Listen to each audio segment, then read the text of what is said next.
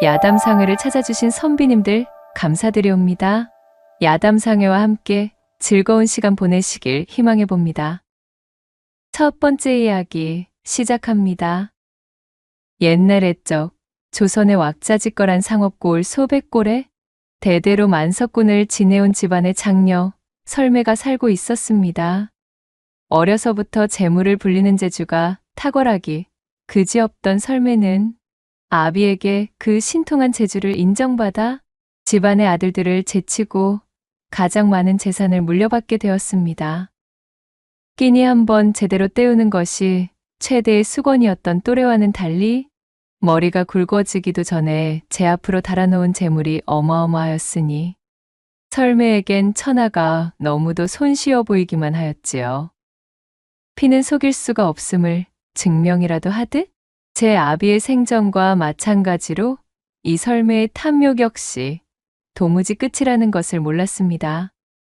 장리쌀을 놓는 방식으로 가난한 집에 코딱지만한 밭대기를 취하고 고리채를 융통하여 사정이 어려운 사람들에게 짜낸 피눈물이 고을 하천을 이룰 만큼 지독하기 그지없었지요.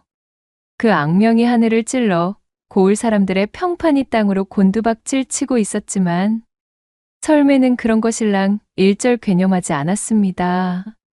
쌓이는 곡간과 진귀한 보물로 미어터지는 창고를 바라보고 있노라면 그저 먹지 않아도 배가 부른 것을 미천한 버러지들은 그저 제 입에 쌀이라도 한 톨 더 넣으려 저리들 아우성이니 원. 이처럼 설매에게 사람들의 비난 따위는 일말의 신경도 쓸 일이 아니었습니다. 그렇게 설매가 끝간데도 없이 재산을 불려나가던 어느 우중충한 날이었습니다.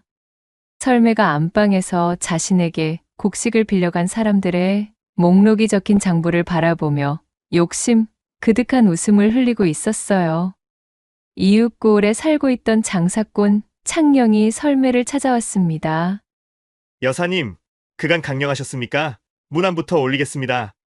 여사라는 호칭은 대대로 충효가 있으며 식견이 높고 지식이 원대한 여성을 호칭하던 명예로운 칭호였습니다. 장사꾼으로 잔뼈가 굵던 창령이 설매를 추켜 세우기 위해 일부러 그리 호칭한 것이었지요. 오오라. 그래. 자네는 비단장수로 제법 재미를 보았다던 그 창령이 아닌가? 그래. 내게는 무슨 일로? 인사를 건넨 창령을 곤채만채한 설매가 거드름을 피우며 물었습니다. 곡식이나 금전을 융통하는 용무 외에는 그야말로 금수만도 못한 년으로 소문난 자신을 찾아올 사람은 아무도 없음을 잘 알고 있었지만 그녀는 한껏 거드름을 피우며 창령을 떠보았습니다. 다름이 아니오라. 근본에 좋은 입질이 있어 그 자금을 좀 융통할까 하여 이렇게 찾아오게 되었습니다. 자금. 자금이라? 헌데 자네, 내가 담보 없이는 그 누구에게도 자금을 내어주지 않는 것은 자네도 잘 알고 있는 바겠지? 설매가 쌀쌀맞은 목소리로 눈을 부라렸습니다. 이를 이미 예상하고 있었던 창령은 머리를 조아리며 그녀를 향해 말했어요. 여부가 있겠습니까? 물론입니다. 그래, 담보물로 무엇을 내어놓으면 만족하실런지요? 내 알기로 자네가 가진 것이 필요한데 과연 무엇을 잡아두어야 안심일지? 설매는 대놓고 창령을 얕잡아 보는 어투로 그의 자존심을 압박했습니다. 하지만 창령의 표정에는 아무런 변화가 없었습니다. 그 역시도 상인으로 잔뼈가 굵은 몸이었기에 거래에 앞서 자신의 감정을 얼굴에 드러내는 초심자의 실수 같은 것은 하지 않았지요. 물론 그렇게 생각하실 만하십니다. 여사님, 비루하지만 제가 가진 전답을 담보로 내어놓겠습니다. 어떠십니까? 창령의 말에 설매의 눈썹이 꿈틀거렸습니다. 그의 전답이라면 상당한 알짜배기로 토질이 비옥하고 해마다 풍년이기로 소문나 설매도 내내 눈독을 들이고 있던 땅이었습니다. 그야말로 이게 웬 떡이냐 싶을 정도였어요. 에헴. 내 이번만은 특별히 그 정도 선에서 돈을 내어주겠네. 설매는 선심이라도 쓰는 듯 차용증을 작성하고는 창령이 요청한 만큼의 돈을 내어주었습니다. 그가 감사 인사를 올리고 돌아가자 설매는 배를 잡고 웃기 시작했습니다. 사실 그녀의 속셈은 다른 곳에 있었답니다. 창령에게 고리로 취할 이자보다도 돈을 갚을 수 없게 만들어 담보로 잡아둔 전답을 몽땅 자신의 것으로 만들 심산이었습니다. 내 몇 년간 저놈의 땅을 집어삼킬 기회만을 보고 있었거늘 일이 알아서 찾아와 주니? 분명 하늘도 이 설매의 편이로구나. 설매의 표독스러운 웃음이 대청마로 가득히 울려 퍼졌습니다. 한편 창령은 설매에게 융통한 금전을 미천으로 그 길로 전국 각지를 돌며 좋은 비단을 사들이기 시작했지요. 물량을 쥐고 있으면 반드시 높은 시세로 내어놓을 수 있는 시기가 찾아온다. 굳게 믿고 있었기 때문이었습니다. 그렇게 들여온 비단을 자신의 창고에 소중히 쌓아두고 때를 기다리며 창고 겹겹이 자물쇠를 걸어두었습니다. 창령이 들뜬 목소리로 말했습니다. 이제 너희들이 내 보물이요. 목숨줄이로구나. 모쪼록 내년까지 잘 부탁한다. 창령은 창고를 둘러보며 뿌듯한 미소를 지어 보이고는 이내 몸을 돌려 집으로 돌아갔어요. 그리고 그날 밤 삼경의 어둠이 천지를 뒤덮었을 때였습니다. 창령의 비단 창고로 사람 형체의 그림자들이 나타났습니다. 그들은 다름 아닌 설매의 사주를 받고 당도한 신복들이었지요. 그럼 여보게들, 어서들 시작하자고.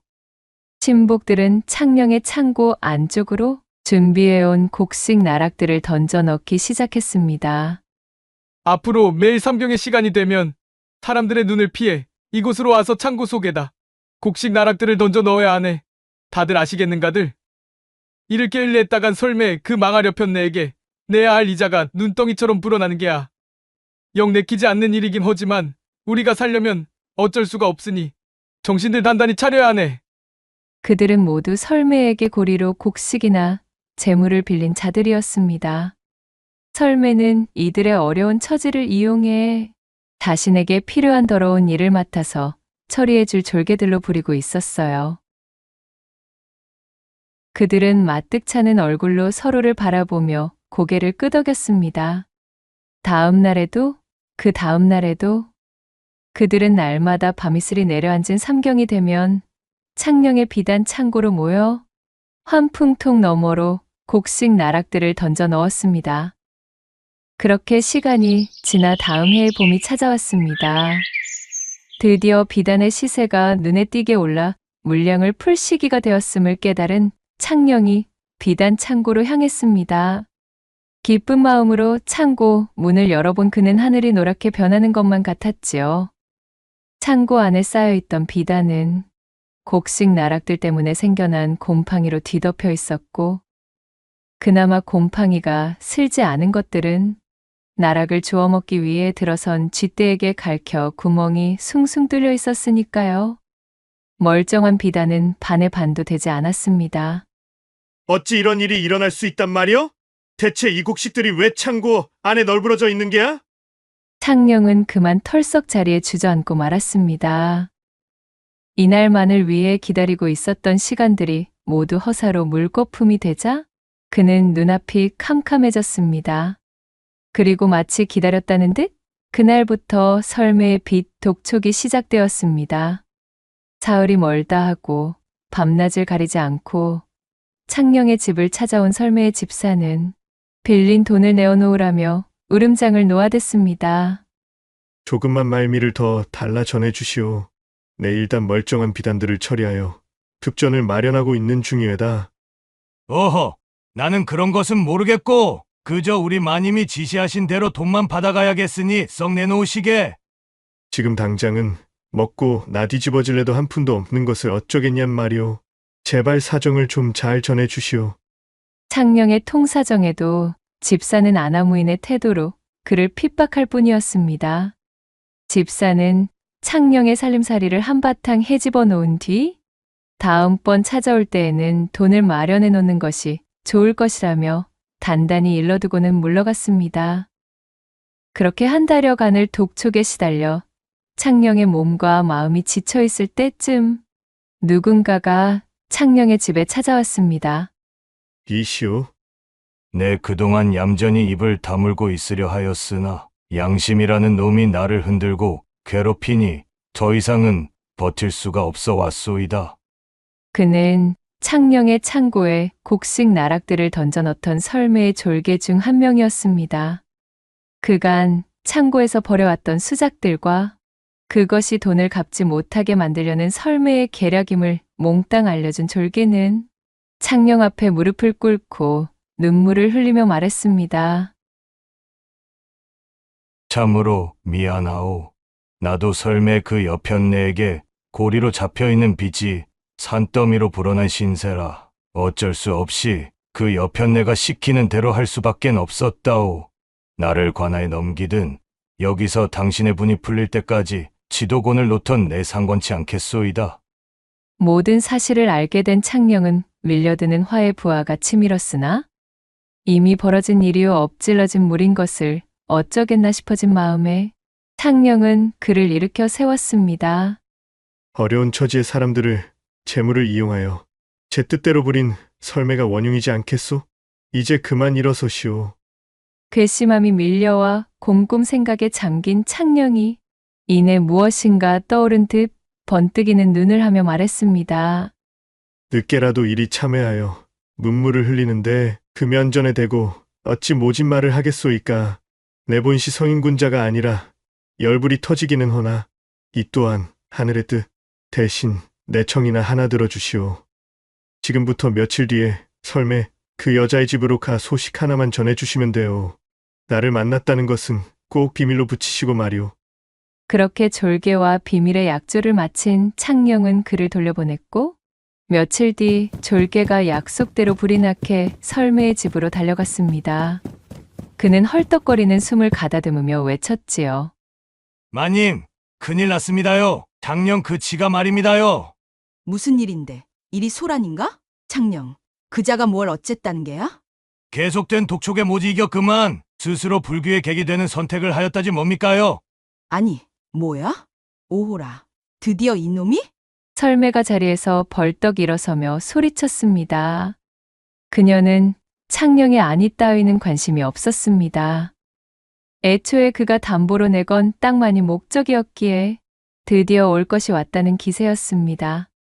설매는 자신의 계략이 성공했음을 자축하며 장롱에서 창녕에게 받아두었던 차용증을 꺼내 들고 마당으로 나왔습니다. 자, 앞장서시게. 가서 그놈의 땅을 모조리 뺏어와야지? 내 돈을 떼먹고는 저승으로도 편히 갈 수 없을 게야. 내가 어디 나의 피 같은 돈을 떼일 사람이던가? 그렇게 초상집으로 쳐들어가 차용증을 흔들어 보이며 기어코 담보로 내건 땅을 모조리 빼앗아온 설매는 쾌재라도 부르는 듯 만족스러운 웃음을 머금으며 집으로 돌아왔습니다. 그 후로 사흘이 지났을 때 그야말로 동네가 야단이 나서 뒤집어졌습니다. 죽은 창녕이 성불하지 못하고 관 속에서 뛰쳐나왔다는 믿지 못할 이야기가 떠돌기 시작했던 것이지요. 그 소식은 설매에게까지 당도했습니다. 아니 마님, 땅까지 파고서 묻으려던 관에서 뚜껑을 열고 뛰쳐나왔다지 뭡니까? 온 동네가 지금 창녕, 그 작자가 살아 돌아온 이야기로 시끄럽습니다요. 염을 하여 상여까지 내보냈던 자가 관 속에서 제 발로 걸어 나온 것이 어디 보통 큰일입니까? 게다가 저승에 당도했을 때의 기억이 그대로 남은 채로 돌아왔다지 뭡니까? 뭐라고? 저승 땅을 밟았다가 현세로 돌아온 데다 그 기억이 또렷하다 이 말이렸다? 아이고, 예, 장령이 저승에서 본 것들을 토대로 이야기해주는 내용들이 가히 천기누설급이라 다들 어마어마하다고들 하더구먼요. 그 말을 들은 설매는 콧구멍이 실룩였습니다. 기가 막힌 돈 냄새를 맡은 표정이었어요. 그렇다는 것은 잘만 구워 삶으면 황천의 귀중한 정보들을 빼낼 수 있단 말 아니겠는가? 이거야말로 큰 돈을 벌 수 있는 기회이지. 창녕, 그놈에게 어중이 떠중이들이 더 꼬이기 전에 지금 당장 그 자의 집으로 향해야겠네. 그리하여 그녀는 창녕의 집까지 한 걸음에 당도했습니다. 을씨년스럽기 그지없는 몰골의 창녕이 반쯤 풀려있는 동공으로 마당 평상에 걸터 앉아 있었습니다. 설매는 침을 꿀꺽 삼키고 애써 반갑다는 목소리로 말했어요. 네, 자네의 소식을 듣고 이리 달려오는 길이네. 그래, 저승길에 섰다 다시 돌아오다니. 이 얼마나 반가운 소린가. 설매의 말에 창령의 눈동자가 휘릭 돌아갔습니다. 그녀를 향해 섬뜩한 시선이 꽂히고 있었지요. 지은 죄가 있으니 어디 그것을 견뎌내기 쉬울 리가 있었겠어요? 설매는 뒷걸음을 치며 사시나무 떨듯 떨리는 손을 애써 감싸쥐었습니다. 허나 그녀 역시 이대로 물러설 위인은 아니었지요. 여사님, 이윽고 창령이 나지막이 입을 열었습니다. 이 몸이 본의 아니게 저승길에 올라 며칠간 머무르다 왔습니다. 그 소식은 들었다네. 내 마침 그것 때문에 이리 자네를 찾아왔지 않은가. 저승사자들이 일을 처리하는 데 있어 착오가 생겨 제가 오게 된 것을 사과하며 제법 융숭한 대접을 받았지요. 그의 말을 들은 설매가 화색을 띠며 말했습니다. 오, 그래. 자, 저기 말일세. 저승이 어떠하던가? 조금만 자세히 이야기해 보시게나. 잔뜩 호기심 서린 질문에 창령은 묵묵부답이었습니다. 그러자 애간장이 탔던 설매가 바짝 다가서며 말했어요. 내 그간 자네에게 섭하게 군 것 때문에 그러는가? 자네의 땅도 다시 돌려주겠네. 그러니 그 저승 이야기나 좀 들려주게나. 천기누설이 될 정보가 있냐? 이 말이지. 라고 묻자 창령이 무겁게 고개를 끄덕였어요. 듣지 않으시는 편이 더 좋으실 겁니다. 몸이 달아 안달이 난 설매가 조르고 졸라 본대로 이야기해달라 사정하니 창령은 속으로 씩 웃으며 말을 이어갔습니다. 저승에는 커다란 노역장이 있는데 그곳에는 몽땅 이승 사람들의 이름이 적혀 있습니다. 이승에서 쌓은 행실대로 배정되는 것 같았습니다. 거기서 여사님 명패가 달린 노역장도 보았지요. 사방이 불지옥에 오랑캐와는 비교도 안 되는 무시무시하게 생긴 처망들이 쇠도리깨를 들고 반 시집마다 매타작을 하며 죽도록 일을 시키더군요. 염라대왕 말씀이 여사님께서는 저승에 도착하는 즉시 좋기 3천년은 노역을 해야 할 팔자라 하셨습니다. 뭐야? 눈이 휘둥그레진 설매는 넋이 빠져 놀란 얼굴이 되었습니다. 아니, 그게 무슨 소리야? 내가 저승에 오르면 그 지옥에서 3천년을 몽둥이 맛을 보며 노역을 치러야 된다는 소리인가? 염라대왕께서 하신 말씀이니 틀림은 없을 게지요. 아마 다음 달 깨면 저승사자들이 여사님 집으로 찾아갈 겁니다. 설매의 얼굴이 보기 좋게 흑빛이 되었습니다. 그녀는 창령의 바짓가랑이를 붙잡고 애원했습니다. 자신은 아직 죽을 수 없다면서 저승을 다녀온 창령이라면 그것을 막을 방도를 알고 있지 않냐며 통사정을 하기 시작했지요. 설매가 제 뜻대로 반응하자 창령은 속으로 쾌재를 불렀으나 짐짓 모르는 채 대꾸했어요. 천기를 누설하면 저는 다시 지옥으로 끌려간데 제가 왜 그것을 말해드려야 합니까? 이보게, 내 이렇게 사정하겠네. 제발 좀 알려주시게. 창령은 어쩔 수 없다는 표정을 지어 보이고는 말했습니다. 만냥입니다. 저도 천기를 누설하는 위험이 큰 바, 제 목숨값은 받아내야지요? 그러니 제게 가져가신 전답과 추가로 만냥을 내어준다는 약조 없이는 어림도 없는 일이구만요. 평소라면 콧방귀를 뀌었을 설매였으나 지금은 사정이 달랐습니다. 말로만 듣던 그 지옥에서 염라대왕과 저승사자가 자신을 데려갈 날만을 기다리며 불지옥을 데워놓고 있다는 소리에 설매는 이미 혼비백산 그 자체였습니다. 그녀는 뜸도 들이지 않고 대꾸했어요. 알겠네. 달라는 대로 줄 터이니 어서. 제발 내가 살아날 방법을 알려주시게나. 설매가 돈표 어음을 작성해 건네주며 외쳤지요. 돈표를 받아든 창령은 크게 숨을 한번 들이켠 후 설매의 귀에 귓속말을 하기 시작하였습니다. 창령의 귀띔을 주의 깊게 듣던 설매의 눈이 점점 커졌지요. 창령이 그녀에게 해준 말은 그간의 악행을 중단하고 사람들에게 빼앗아 끌어모았던 재물을 그들에게 다시 되돌려주는 것만이 설매가 살아날 구멍이라는 것이었습니다. 그 후 설매는 창령의 귀띔을 철석같이 믿고 고을 사람들에게 장리로 찬탈한 논밭과 쥐어짜낸 고리채와 이자를 모두 되돌려 주었습니다. 그럼에도 밤마다 저승사자들이 자신을 찾아오는 악몽에 시달려 하루도 편히 잠들 수 없었지요. 시름시름 앓으며 음식도 입에 대지 못하고 퀴골이 상접하기를 몇 해째. 결국에는 재발이 저린 탓에 하루가 다르게 기력이 쇠하더니 그만 황천에 객이 되고 말았답니다. 한편 자신의 초상을 위장하여 연극을 펼쳐 보기 좋게 설매를 골탕 먹였던 창령은 그녀에게 얻어낸 만냥을 굴려 고을 사람들과 합심하여 다시 장사로 일어서니 그의 소환과 설매의 수탈에서 해방된 마을 사람들의 조력이 더해져 나날이 그 성세가 발전하기 시작했습니다. 그렇게 그들의 노력이 쌓이고 쌓이자 어느덧 창령의 상단과 그가 속한 고을은 후대에 걸쳐 비단거래 요충지로 크게 이름을 떨치게 되었지요. 한편 눈을 감아 저승에 당도하게 된 설매, 그녀는 차가운 바닥 위에서 정신이 들었습니다. 어리둥절하며 몸을 일으켜 보니 그녀의 앞에 염라대왕이 근엄한 표정으로 자신을 내려다보고 있는 것을 깨달았지요. 그랬습니다.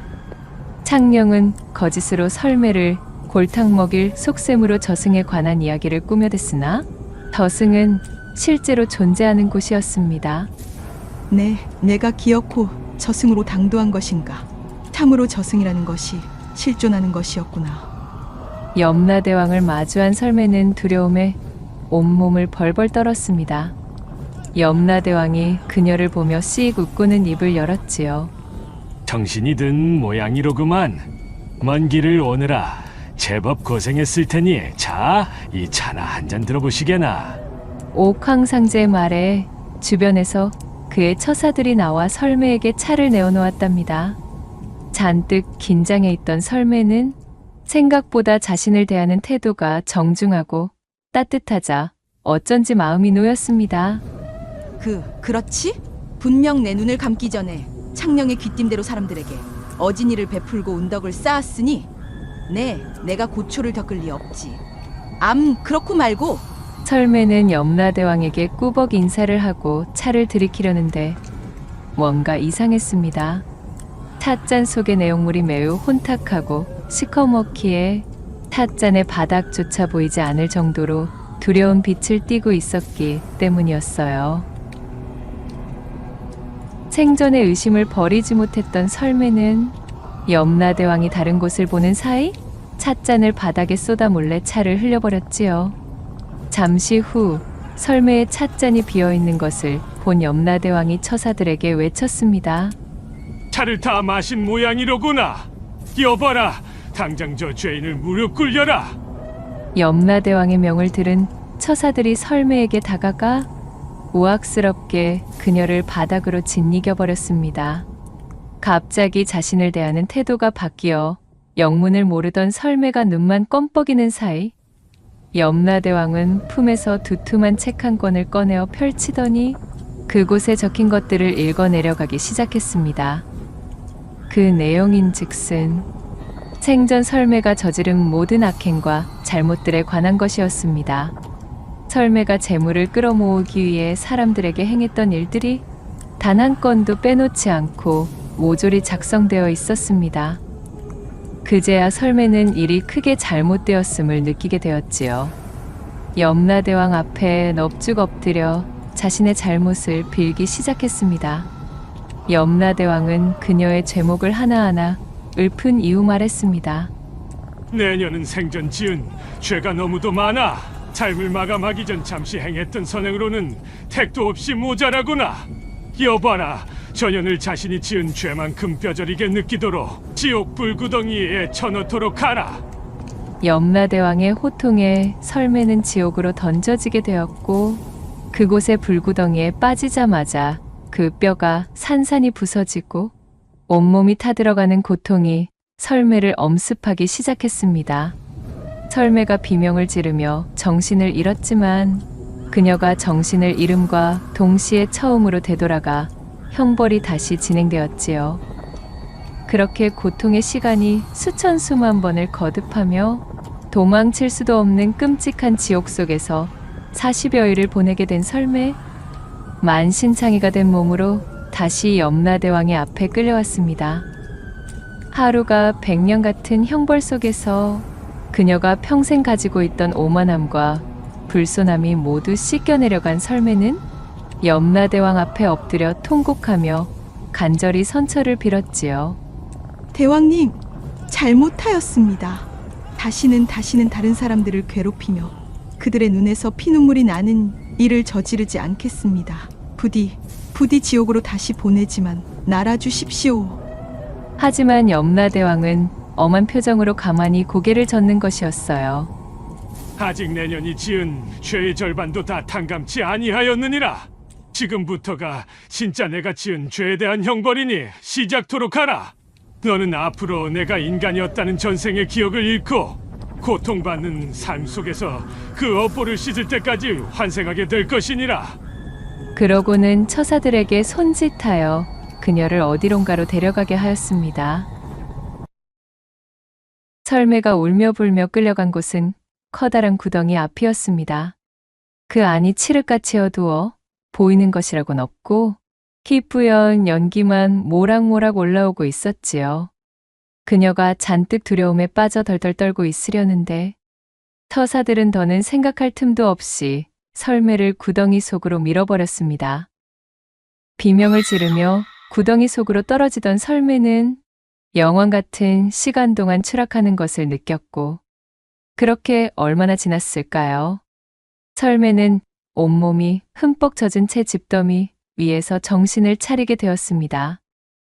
자신의 귓가에 사람들의 말소리가 들려왔고, 눈을 떠 그곳을 보니 마국간으로 보이는 공간에서 사내들 몇몇이 자신을 내려다보며 이야기를 나누고 있었지요. 그랬습니다. 그녀는 다름 아닌 말로 환생한 것이었습니다. 전생의 기억을 몽땅 잃을 것이라 하였는데 나는 어찌하여 아직도 내 스스로를 또렷이 기억하고 있다는 말인가. 그녀는 자신의 기억이 온전함에 의아하였으나 그것은 사실 그녀의 잘못된 선택으로 벌어진 일이었습니다. 염라대왕이 그녀에게 건넸던 차가 바로 기억을 지워주는 약이었지요. 그녀는 그것을 마시지 않고 쏟아버렸기에 이렇듯 기억을 유지한 채 환생길에 접어든 것이었습니다. 사내들을 향해 힘껏 소리쳐 보았으나 아무런 소용도 없었습니다. 그녀의 입에서는 말의 울음소리만 날 뿐 사람의 언어를 뱉을 수가 없었으니까요. 이놈의 말이 오늘따라 왜 이리 난리법석인 게야?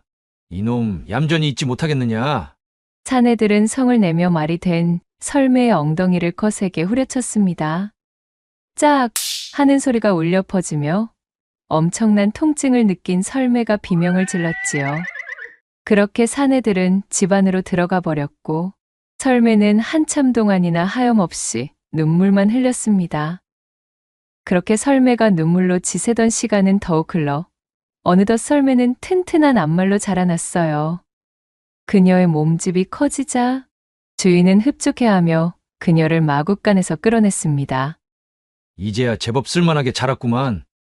주인은 그녀의 등으로 안장을 올리며 고삐를 채웠습니다. 그리고는 등에 올라타 고삐를 거세게 잡아당겼지요.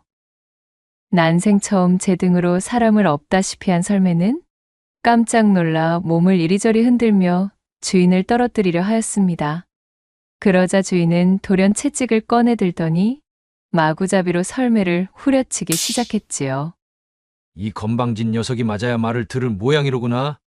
그렇듯 사정없는 채찍질에 설매의 엉덩이는 살을 내는 통증에 뒤덮였고 설매는 비명을 지르다가 끝내 고통을 이기지 못하고 몸부림치는 것을 멈추었습니다. 그리고는 주인이 고삐를 잡아당기는 대로 얌전히 그의 명에 따랐지요. 그 다음 날부터 설매는 날마다 주인을 태우고 먼 거리를 이동해야 했습니다. 하루가 멀다 하고 달리느라 혹사당한 몸이 부서질 듯 괴로웠지만 주인의 매질이 두려워 반항할 수도 없었습니다. 허나 더욱 고통스러웠던 것은 주인 사내가 아닌 마국간지기가 설매를 관리할 때였습니다. 그나마 말을 재산으로 여겨 대접이라도 하던 주인과는 달리 마구간지기들은 안장도 없이 설매의 등에 올라타 두 다리로 그녀의 몸통을 조이고 걷어찼기 때문이었습니다. 숨이 턱턱 막혀 걷기조차 힘든 마당에 그토록 몸통을 죄며 배를 걷어차기까지 하니 실로 그 고통은 이루 말할 수 없었답니다. 그렇게 힘든 나날을 보내던 어느 날이었어요. 설매가 종일 달려 지친 몸으로 정신없이 여물을 씹고 있었습니다. 구역질이 나는 맛이었지만 이마저 먹지 않으면 견디지 못했기에 그녀는 두 눈을 질끈 감은 채 여물을 씹어 넘겼습니다. 그러다 문득 번뜩이는 생각 하나가 머리를 스쳤습니다. 스스로 생을 마감한다면 제 아무리 염라대왕이라도 더 이상 벌을 줄 수 없을 거란 생각이었지요. 말의 몸으로 저지른 잘못이라고 해봐야 실컷 얻어맞기만 하였으니 환생하면 좋은 곳 좋은 생을 보장받을지도 모른다는 기대감에 설매는 그날부터 여물을 끊어버렸지요. 매질을 당해도 이를 악물고 참으며 주인의 말을 듣지 않았습니다. 그리고 마침내 여물을 끊은 지 사흘째가 되는 날, 그녀는 아사하고 말았습니다. 그렇게 다시 저승을 향한 설매가 정신을 차려보니 예전과 마찬가지로 염라대왕 앞에 쓰러져 있었습니다. 눈을 뜬 설매를 본 염라대왕은 천지가 뒤흔들리는 불호령을 내렸지요. 감히 내년이 마음대로 형벌을 중단하는 것도 모자라 스스로 목숨마저 던지다니 그러고도 무사하리라 여겼더냐? 염라대왕이 손짓하자 주위에서 처사들이 달려나와 육모방망이로 설매를 사정없이 맷짐질 놓는 것이었어요. 대왕님, 죄송합니다. 잘못했어요. 제발 한 번만 자비를. 고통에 못 이긴 설매가 힘겹게 외치며 바닥에 쓰러졌습니다. 염라대왕은 콧방귀를 뀌고는 다시 손짓을 하였고 처사들은 축 늘어진 설매의 발목을 잡고 또다시 구덩이로 끌고 갔습니다. 정신을 차릴 겨를도 없이 구덩이 속으로 던져진 설매가 비명을 지르는 것도 잠시, 그녀가 눈을 떠보니 웬 따스한 털이 그녀의 몸을 감싸고 있었습니다. 주변을 둘러보니 그곳은 좁고 지저분한 계집이었어요. 그랬습니다. 설매의 이번 생은 다름 아닌 개로 환생한 것이었지요. 맙소사! 말도 비참하기 그지없었거늘. 심지어 이번에는 계란말인가. 설매는 또다시 곡기를 끊고 싶은 마음이 굴뚝 같았지만 이번에도 그리한다면 염라대왕이 무슨 벌을 내릴지 두려웠기에 그녀는 마음을 다잡고 끝까지 벌을 받아내기로 결심했습니다. 그래, 그나마 걔는 사람이 등 위에 타고 다닐 일은 없겠지. 설매는 주인이 내어주는 찌꺼기 같은 음식을 먹으며 무럭무럭 자랐습니다. 그렇게 강아지의 티를 벗고 장성한 성체가 되자 주인은 우락부락한 스케를 집어넣어 그녀를 다른 개와 짝짓기까지 하게 만들었지요. 밀려드는 비참함과 참담함에 이를 악물고 버틴 설매는 수차례 계속되는 짝짓기로 새끼를 베게 되었습니다. 7마리의 건강한 강아지들을 낳게 되자 설매는 인간일 때에도 맛보지 못했던 희열과 뿌듯함을 느끼게 되었지요. 제 뱃속으로 낳은 강아지들이 어찌나 사랑스러운지 현생의 고통도 잊을 수 있을 것만 같았습니다.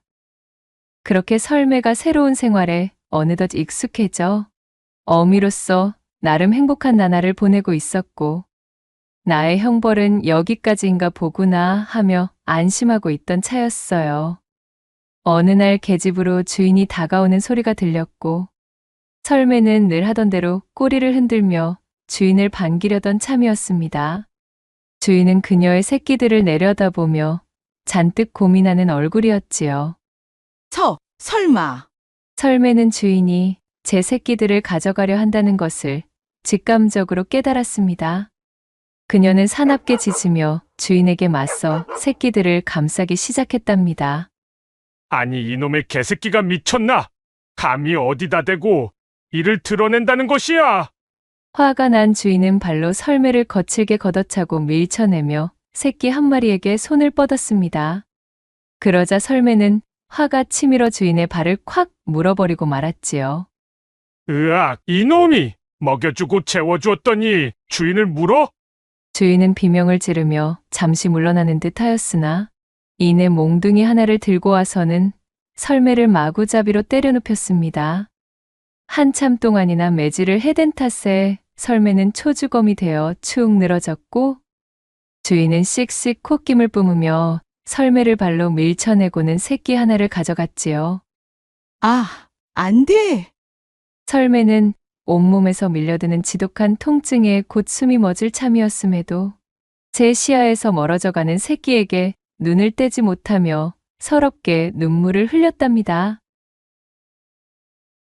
통곡하던 설매가 정신이 들어 고개를 들어보니 또다시 저승의 염라대왕 앞이었지요. 염라대왕이 어김없이 그녀에게 역정을 내며 소리쳤습니다. 내 이연, 또다시 스스로 죽음을 재촉하다니! 그러자 설매는 눈물을 펑펑 쏟으며 억울함을 토로했습니다. 대왕님, 억울합니다. 저희 소중한 새끼를 데려가려 하기에 어쩔 수가 없었습니다. 대왕님, 내어주신 차를 몰래 버린 것은 참으로 커다란 잘못이었습니다. 부디 저희 기억을 지워주십시오. 도저히 견딜 수가 없습니다. 대왕님, 차라리 저희 기억을 지워 축생의 삶에 합당한 몸으로 만들어 주시옵소서. 새끼와 생이별을 하는 고통만큼은 느끼지 못하게 해 주시옵소서. 설매가 눈물을 쏟으며 간절히 빌자 염라대왕의 눈이 한결 온화해졌습니다. 그저 말이라는 이유만으로 걷어차이며 매질을 견디고 쉬지도 못하고 달리며 너의 몸을 희생하여야 했을 때 어떠한 심정이었느냐? 참으로 고통스러웠습니다. 개로 태어났다는 이유만으로 새끼와 생이별을 하며 그들의 손에 너의 새끼를 내어줄 때 그때의 심정은 어떠하였느냐? 말로 표현할 수 없는 참담한 심정이었지요. 차라리 제 한 몸 불타는 것이 나을 지경이었습니다. 너는 풍족한 집안의 여식으로 태어났다는 이유만으로 그렇지 않은 사람들을 괴롭히며 재물을 뺏고 사람을 시켜 그들을 매질하였으며 또한 가진 이유를 만들어 그들의 자식마저도 너의 돈벌이에 이용하였다. 그들의 심정이 어떠하였는지 이제 조금이라도 느껴보았느냐? 100번, 1000번 느꼈습니다. 그러니 부디 저의 기억을 지워주시고 한낱 미물로 태어나게 만들어 남은 형벌을 마칠 수 있도록 하여 주시옵소서. 설매는 진심으로 참회하며 뜨거운 눈물을 쏟아내었습니다. 그 모습을 지켜보던 염라대왕이 고개를 끄덕이고는 처사들에게 손짓하였지요. 처사들에게 끌려가는 설매는 더 이상 몸부림을 치거나 반항하지 않았습니다. 설매가 정신을 차리고 보니 그녀는 인간으로 다시 환생한 상태였습니다.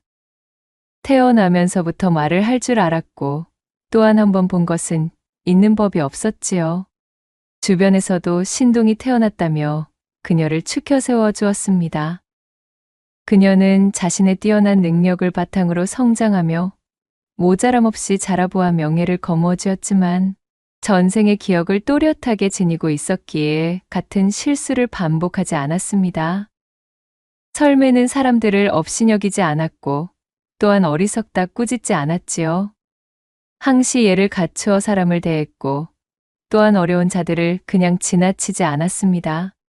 사람뿐 아니라 미물까지 굽어 살펴 생명을 중하게 다뤘습니다.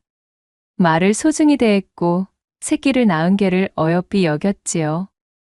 그리하여 설매는 제게 주어진 두 번째의 기회를 놓치지 않음과 동시에 일전 자신의 과오처럼 사는 사람들을 교화시키는 데에 앞장서 많은 이들의 귀감을 사 칭송받으며 살았다는 후문이 전해지고 있사옵니다. 두 번째 이야기 시작합니다. 옛날 충청도 공주 땅에 제법 뼈대 있는 무관 가문의 양반집이 있었습니다. 이 댁의 막내 여식 옥섬은 고을서 두말하면 입이 아플 정도의 유명한 왈가닥이었지요. 타고난 기질이 사내의 것이라 행동거지에 막힘이 없고 어떠한 일을 행함에 있어 우물쭈물하는 것을 멀리하였습니다. 양반집의 규수로 단정한 품행과 조신한 언사, 그리고 감추고 인내하며 순종적인 모습을 강요받는 분위기가 옥섬은 참으로 견디기 힘든 지옥과도 같았습니다. 호기심이 왕성했던 옥섬에게는 조선팔도에서 보고 싶은 것, 하고 싶은 것, 먹고 싶은 것이 잔뜩이었으니까요. 그리하여 결국 옥섬은 더 넓은 세상을 구경하겠다는 일념으로 노자로 삼을 패물들과 엽전이 든 보따리를 꾸려서는 야밤중에 몰래 집에서 빠져나와 나루터로 향했습니다. 험하고 무시무시한 세상에 대한 불안과 공포도 그녀의 삿된 호기심을 막기에는 역부족이었지요. 당장의 한양까지는 나아가지 못하더라도 최소한 배를 타고 멀리 이동해야만 당도할 수 있는 고을에서 벌어지는 이야기를 직접 제 눈과 귀로 보고 듣고 싶었던 이유에서였습니다. 무관가문이라 어려서부터 익힌 무예로 제 몸 하나 정도는 건사할 수 있다는 자신감도 한몫했습니다. 답답하게 집안에만 갇혀서 얼굴도 모르는 집안의 사내에게 떠넘기듯 시집이나 가서 사는 것은 내 성미에는 정말 맞지 않는 인생이야. 이참에 오늘을 내 견문을 넓히는 여정의 첫걸음으로 삼도록 하겠어. 당차게 소리친 옥섬은 씩씩한 발걸음을 옮기며 배 위로 몸을 실었습니다.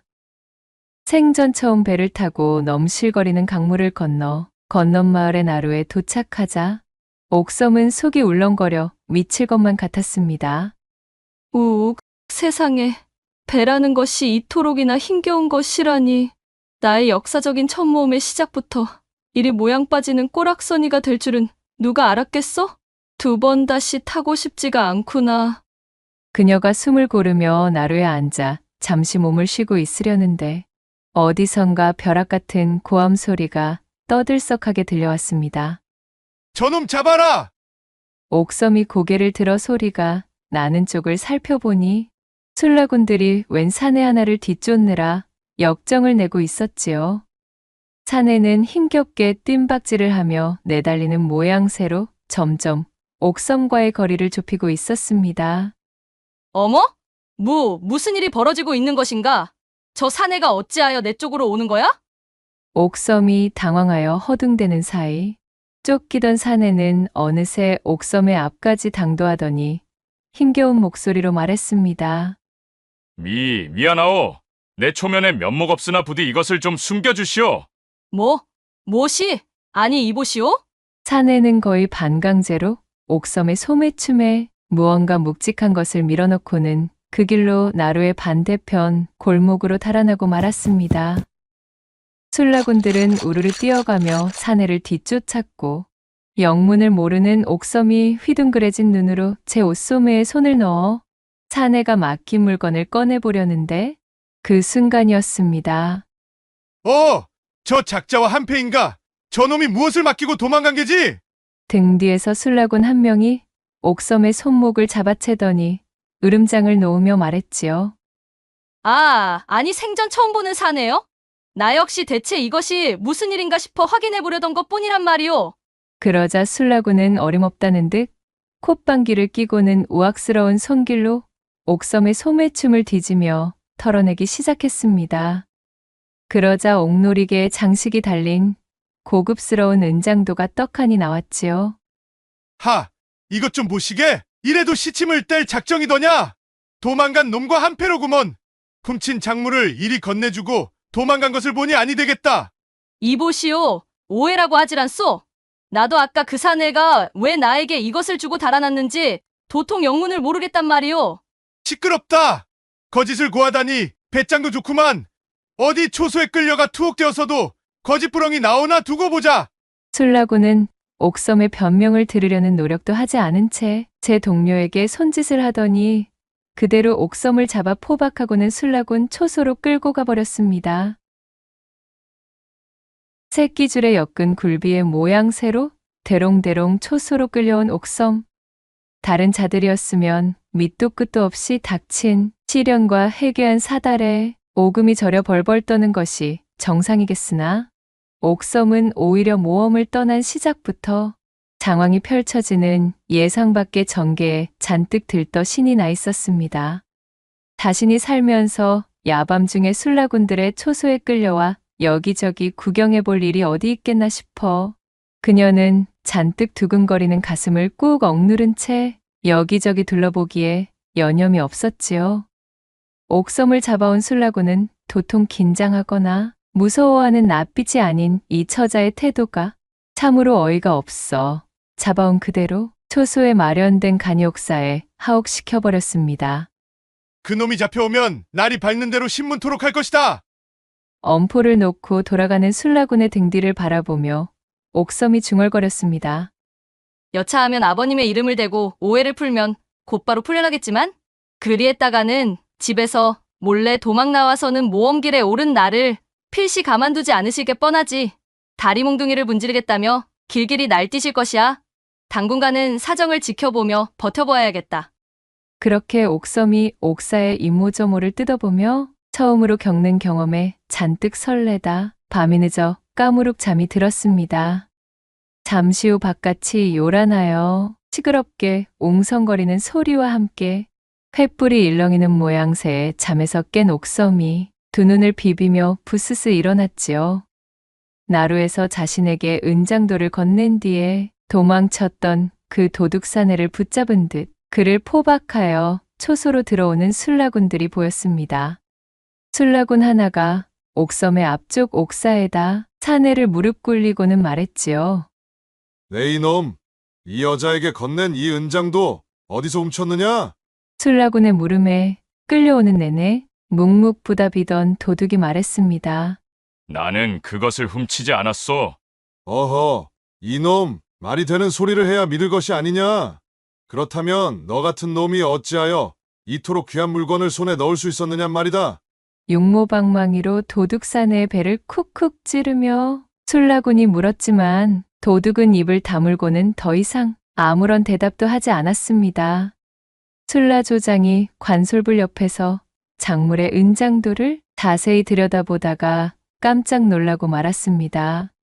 은장도 자루에는 정렬부인 오병균 처라고 음각되어 있는 글귀가 불빛을 받아 선명하게 드러나지 않았겠어요. 오병균이라 하면 현재 충청감사로 부임하고 있는 바로 그 오대감이었습니다.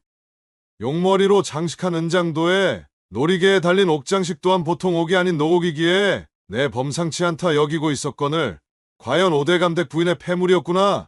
참으로 간도 큰 도둑놈이로군. 여봐라, 이 도둑은 우리가 처리할 사안이 아니다. 내일 날이 밝는 대로 의금부로 넘기도록 하라. 그렇게 술라조장과 술라군들이 물러가자 옥섬이 도둑에게 말을 걸었지요.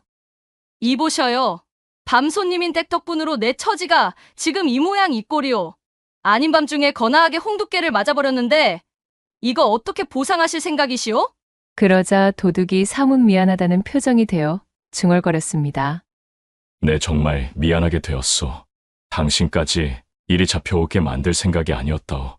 당장에 그 은장도를 저들에게 들키면 안 되는 깊은 사연이 있었기에 급박하게 숨겨야만 한다는 생각이 앞서 그만 처자를 말려들게 하고 말았구만.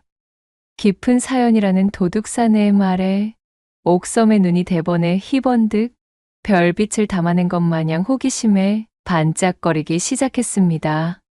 그 깊은 사연이라는 것 내게 알려줄 수 있겠소? 사정 청취가 끝나고 만약 부정한 일이 아니라 판단이 되면 내 당신을 도와줄 용의가 있소만? 도둑은 형용하게 눈을 빛내며 자신있게 이야기하는 옥섬의 얼굴을 바라보았습니다. 그는 잠시 고민에 빠진 듯하였으나 이내 지푸라기라도 잡는 심정이 되어 자신의 사연을 그녀에게 낱낱이 털어놓기 시작했습니다.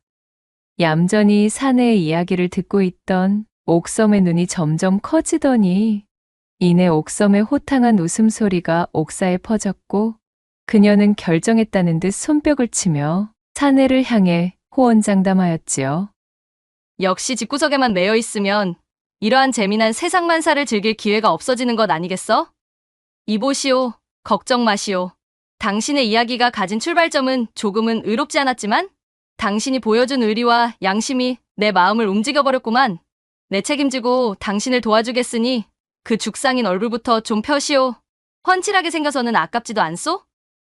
그렇게 옥사의 밤이 지나가고 이튿날 날이 밝자 옥사에 갇혀있던 옥섬이 고래고래 소리를 지르며 술라군을 호출했지요. 여봐라, 걔 아무도 없느냐? 아니, 죄인 주제에 감히 얘가 어디라고 이리 떠들고 있는 게야?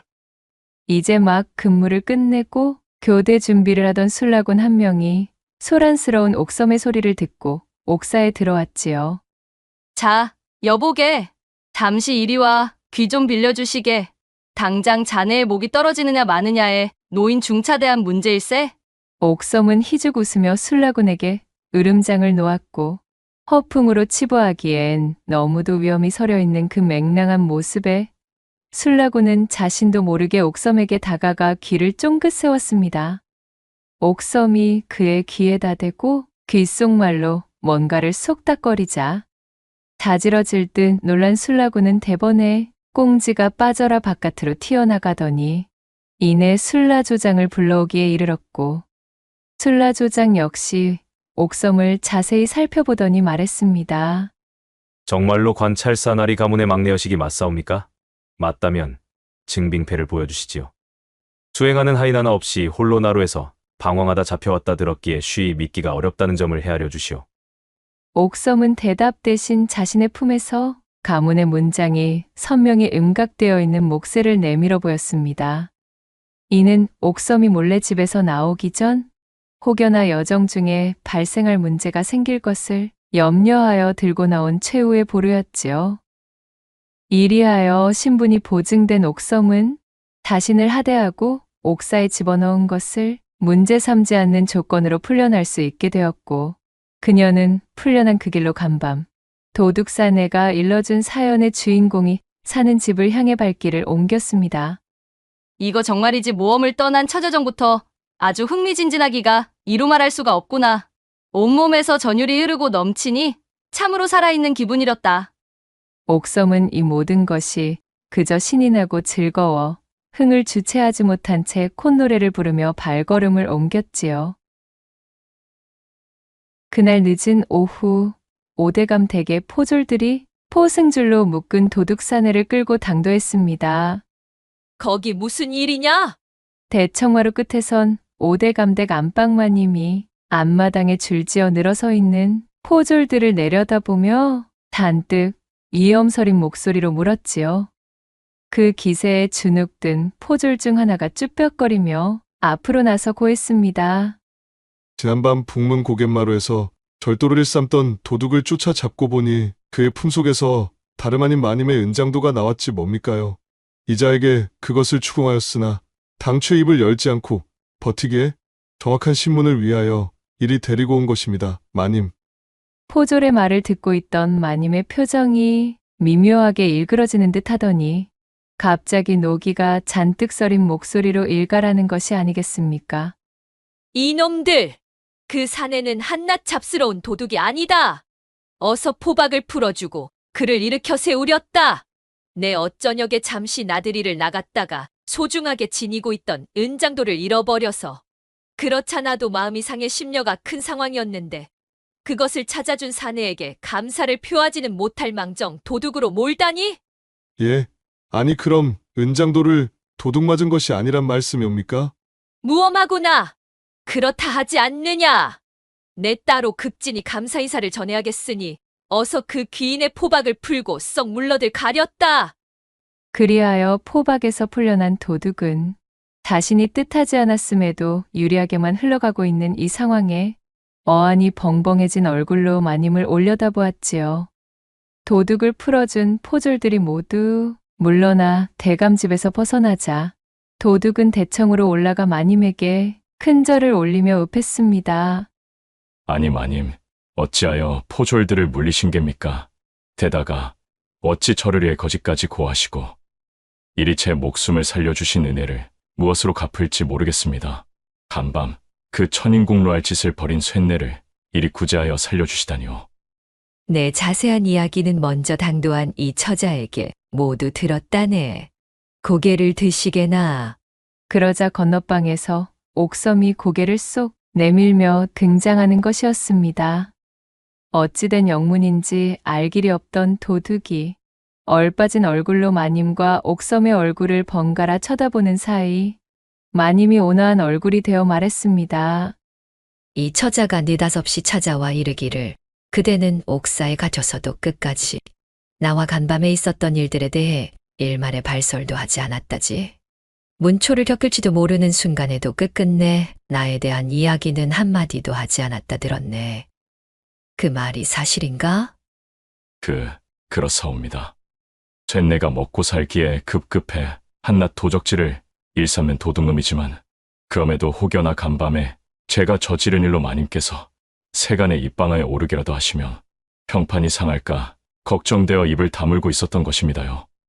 도둑의 말에 마님은 빙긋이 미소 짓고는 그에게 두둑한 전대를 건네주었습니다. 전대를 받아든 도둑이 더욱 이해할 수 없다는 표정으로 고개를 들었고 마님은 그것을 받을 자격이 있다며 자애롭게 웃어 보였습니다. 그렇게 눈이 마주쳐 서로를 바라보던 두 사람은 동시에 지난밤 일을 떠올리게 되었지요.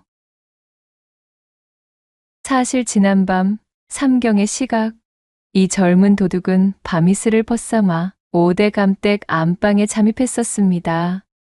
당장에 먹을 쌀 한 톨이 없었던 도둑은 적당히 돈이 될 만한 물건 하나만 걸리면 그대로 달아날 심산으로 간크게도 5대 감댁의 안방에 들어선 것이었습니다. 일찍이 5대 감은 도처에 첩을 열어두고 있었는데 충청감사로 부임한 이후로는 첩씨를 데리고 작은 살림을 차린 지 오래였습니다.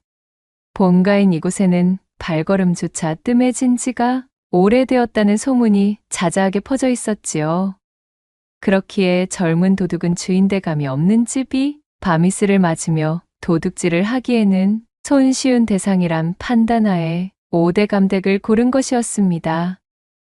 숨죽인 채 발소리를 없애고 이곳저곳을 뒤적이던 도둑은 문득 어둠 속에서 비단 속옷만 걸친 채 잠에 빠져있는 안방마님을 발견하였습니다. 그날따라 무슨 변덕의 바람이 분 것이었을까요? 그간 도둑이 수많은 밤이슬을 맞으면서 이 집 저 집을 털어보았으나 단 한 번도 하지 않았던 일을 벌이고 말았으니 들창으로 스며든 금음달빛에 아스라이 비친 마님의 빼어난 음영을 보고는 그만 물건을 훔칠 생각조차 잊은 채로 손을 뻗고 만 것이었지요. 걔 누구인가? 깜짝 놀라 벌떡 일어나는 마님을 제지한 도둑이 그대로 쓰러졌습니다. 도둑은 마님이 빼어든 은장도를 가볍게 빼앗았지요.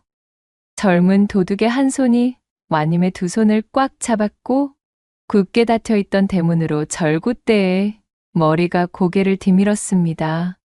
첩과 기생에 빠져 몇 해째 정실부인인 자신을 나몰라라 버려둔 영감과 그 잘난 합판을 해본 지가 언제였던가요?